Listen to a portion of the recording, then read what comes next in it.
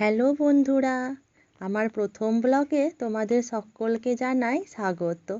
এটা ছিল 5 তারিখ আর আজ ছিল আমাদের অ্যানিভার্সারি।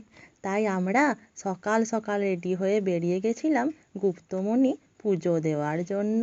আর আজ ওয়েদারটাও খুব সুন্দর ছিল, সকাল থেকেই বৃষ্টি হচ্ছিল।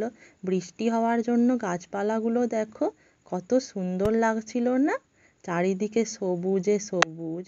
আর এই হলো আমাদের এখানের কলাবনির জঙ্গল, যেখানে আসলেই চোখ জুড়িয়ে যায় প্রকৃতির সৌন্দর্য দেখে।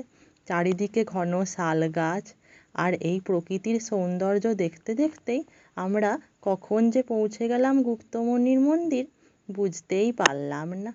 আর এই সেই মায়ের মন্দির, দেখো বন্ধুরা কি সুন্দর না। আর আজ আমরা ভালো সময়েই পৌঁছেছিলাম, তখন এখানে মায়ের পুজোর বলি হচ্ছিল। আর এই সেই বলির জায়গা যেখানে একটু আগে বলি হচ্ছিল। আর এটা হলো মায়ের আগের মূর্তি, যেটা এখন মন্দিরের এপাশেই আছে। আর এখানে সবাই মানত করে। আর জানো তো, এই মা অনেক জাগ্রত।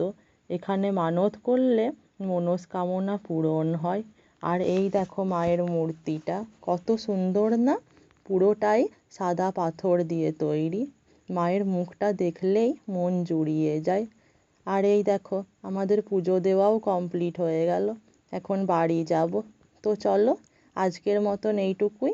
পরের ভিডিওতে আবার দেখা হচ্ছে, ততক্ষণের জন্য টাটা বাই।